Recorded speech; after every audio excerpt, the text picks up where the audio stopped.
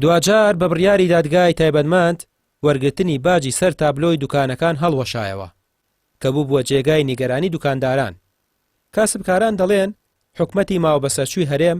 نەکرد ئەم جۆرە باجە، بەڵکو چەندین جۆر پارەی دیکەشیان لێ وەردەگرێت و هەر یەکەو بە پاساوێک و لەژێر ناوێک. هەبوو ئێستا لە داخا قوتعەکەی لێکردو 30 ساڵە هەڵی واسی ئێستا لێکردە دو پێوی نەکردو ئێستاوە نەماوە بە یەکێتی پارتیژ ڕۆژ بە ڕۆژ ئەم وڵاتە تەفنیشەک یاعین لە پێناوێکی خەڵک خۆی یا بەکوش بۆ ئەمانە ئاواکەن بۆی خۆی یاوە بەکوش دەبە خاتی وڵاتەکەی ئازاد بێت دەست زاڵم و ستەمکە بەڵام ئەمان لەوان خراپتر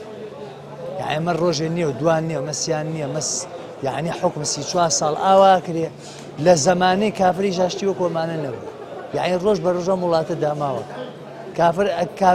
کافرەکە ڕەحمی هەبوو بەڵام ئەمان کافرەکە زۆر لەمان باشتر بەسی کە ئەو بڕیارانە دەرەکا بێ لێکی باتەوە اینجا بڕیار دەرکا بەس تابلۆوە هەڵواسین مەفروض نییە پارە بێرێ ئەوەش ئەو بڕیارە ناجایز بوو بەس ئەو بڕیارەش نەما یعنی ئەو بڕیارە لە خۆیەوە دەرکرا هەر پارە کێشانەوە بوو هیچ شتێکیشکە نییە. کابینەی نۆیەمی حکومەتی ماوەبەسەرچووی هەرێم لە جێگەی کار ئاسانی بۆ کاسبکاران و ڕەچاوکردنی دۆخی بێبازاڕی و سستی کاروباری هاوڵاتیان پێچەوانەی ئەوەوە بە زیادکردنی باج و ڕسومات باری سەرشانی کاسبکارانی گران کردووە. کاسبکاران دەڵێن لە هیچ شوێنێکی دنیا نەبووە دۆخی خەڵک لەو پەڕی خراپیدا بێت حکومەتەکەش فشار بکات بۆ زیادکردنی باج و ڕسومات و ڕووتانەوەیان. هەموو ئیشوکارەکان فەرقی کردو زۆر لەسەر ئەوەش هەموو باج و